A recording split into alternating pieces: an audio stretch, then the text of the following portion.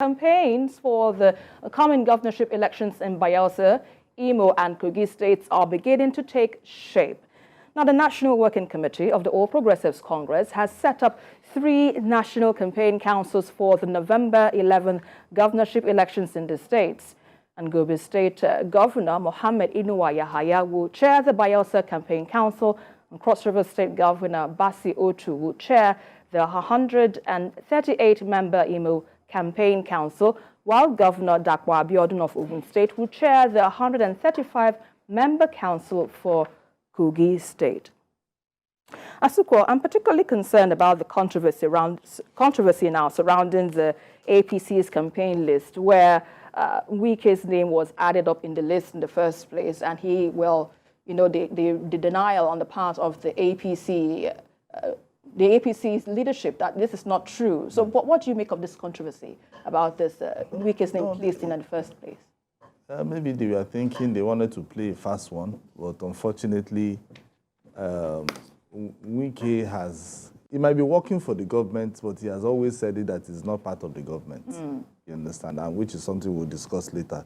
You know, so it's better that they had to clear that that Wike that he's not a member of the team of the campaign council, and which makes a lot of sense, you know, because if you continue to, you know, bring people who are not meant to be in the party to begin to run campaigns for you, he's still a member of the opposition. And don't forget, in Imo, they have a strong candidate. In Kogi, they are candidates that they are going to, you know, they have strong candidates. In Bayelsa, which they wanted, in quotes, which some fifth columnists wanted Wike to be a part of, you know, couldn't succeed, but they have a strong candidate because the incumbent governor is a PDP member. Right. You know, and putting Wike in amongst that list means that how will he now go against his party, even though he's aggrieved with his party? But good that they have sat down, they've realized that, no, he shouldn't be part of this. And the PDP actually put his name also as part of the campaign council. Right. You know, so Wike is not part of it. So APC has a tough task. You know, and if you are going to go one after the other in terms of the states, then you know that they don't need Wike for now. So they just have to face their battle themselves. Indeed, but would you say it was a misstep or calculated attempt or deliberate strategy on the part of the APC? Because the party from the National Working Committee, I'm not sure it actually came from the National Working Committee. Right. It might just be a social media invention, you know. Oh, really? Yeah, that's what I think. But Wike yesterday said he wasn't consulted. Did he say that? Because he has never for once said he was a member of APC. He might meet or be working for APC, but for once, he has never said he wants to work for APC, but he wants to work for President Tinubu. So there are two different things. Yes, Nigerians might be saying that he's playing with words, but my own is that Wike has never shied away from saying that I am working for President Tinubu, I am not working for APC. And he said it yesterday too, if you watch that interview. Right. So, Michael, still on the same issue, because, you know, it might be, you know, a little bit dicey, because this is a party that has a member in its fold, which is not a member of its party, and we see these controversies staring the party in the face. But let's understand, how might this affect the perception of the APC to the electorate, seeing the inclusion and exclusion of Wike in the party in the first place? Well, of course, like they say, all politics is local. And you can't pick Wike from the top of the tree when he doesn't have any connection with the root. What am I talking about? Wike was governor of Rivers State. So for you to draft him into APC, we have to start from his ward in Obiakwa local government. Right. And that's a tough one. That's a tough one, because that means he will have to subsume himself under the leadership of Rotimi Amechi, then other heavyweights in APC in Rivers State, and Wike won't do that. Wike is a very proud man. He won't do that. And don't forget that there was a time Wike also helped to save PDP from crumbling. Wike has really contributed a lot to PDP. So for anybody to think you can just prize him like that. Wike is not somebody, he has his eyes on the future. And then he knows, of course, too. Though I think it was Doye Diri that led the campaign council for Osun State, for PDP in Osun State, and PDP won. So when you're going to such a place, and you want to take Wike to Bayelsa, of course, what are you trying to do? Bayelsa is not, it doesn't operate the same politics as Rivers State, you know, because even your candidate in the APC candidate in Bayelsa State, Timi Praise Silva, you know, he has his own core areas, but the governor is also on ground. Doye Diri is on ground. So if you try to maybe, oh, you're not really sure that Doye Diri can deliver, okay, let's bring in Wike, so that maybe what he did in 2023 elections in Rivers, maybe he can do it. Do it in Bayelsa. That's a big miscalculation. Right. It's a big miscalculation because don't forget, Wike single-handedly helped PDP in Edo State.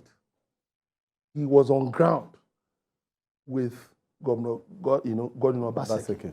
So definitely, this guy, PDP has not announced his own campaign council. So definitely these guys are making their calculations. So I think the APC should also really watch it because there's also some disenchantment in APC in Bayelsa State. In Kogi State, there's serious disenchantment. In Kogi State, yes. So the man who moved from APC to SDP, you know, Ajaka, is a strong force. Yes, and he's making. He's a strong force. If you take away Governor Bello, Yaya Bello, honestly, I don't know how Ododo can beat Ajaka. Sincerely speaking, ask people in Kogi State, now people from Kogi State, Ajaka is on ground. But, well, of course, Yaya Bello has been really pushing himself, you know, to ensure that APC wins. But, well, the electorate will decide at the end of the day. Then, talking about Imo State, Imo is, well, I know Opuzodinma is strong, but of course, he himself knows deep down in his heart that he cannot just go to bed and relax, thinking that Sam Dadi Anyanwu and Atanachono are just paperweights like his social media boys, you know, make it look like. Okay, now ask some of them, I say, if you think Sam Dadi Anyanwu is nobody, Atanachono is nobody, but every day you talk about these people. Every day you bring up one story or one lie or the other, one thing or the other against these people. If they were nobody, you wouldn't be a good product sales designer. You don't be advertising them because you are the ones even popularizing them more. If you do a content analysis of what his social media boys do every day, they talk more about his opponents than about the governor.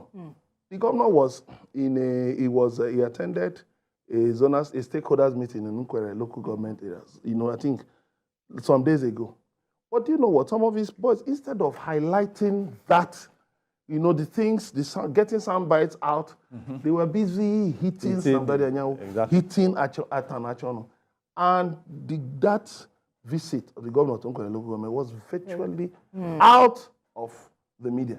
So I think in running this campaign, the APC should really look at its strategy. Right. Because some of these politicians actually left PDP for APC. Some left APC for PDP. So Nigerian politicians are actually just, you know, like night and day.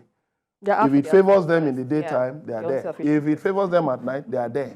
So Asuko, what are your thoughts now? What are the chances of APC in these states, in the government elections?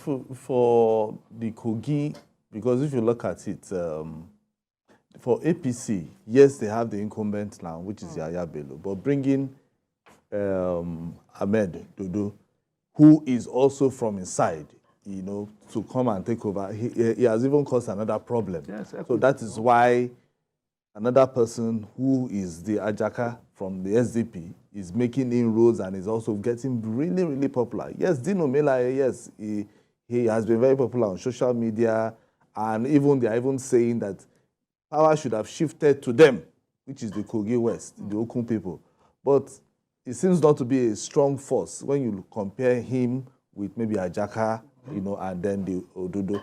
So APC is going to struggle, you know, for them to be able to get the numbers, you know, because whether you like or we don't, if you look at these elections, even in Bayelsa too, Bayelsa, Timipre Silva was one-time governor and is going against a sitting governor who is from the Bayelsa Central.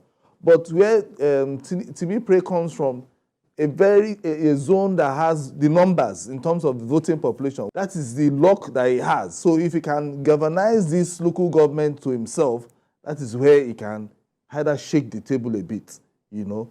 And then for the Imo, just like Emeka said, people are not talking about the governor. The governor is doing so many things, and they are not talking about him. But they are rather talking about the opposition, which is Samayawu, which is Atan, you know, Achonu, or the Labour Party. So if his team can sit down and re-strategize and look at all the things that the governor is doing, because the governor has been doing a lot of roads, network, and all that. The only snag is just the insecurity, which is general in the region. But in terms of road and infrastructure, he has been doing, and that is where the strategy, his own strategists, in quote, are supposed to work on. Right. But for this election, this off-season election will just be another Titanic election, whether we like or we don't.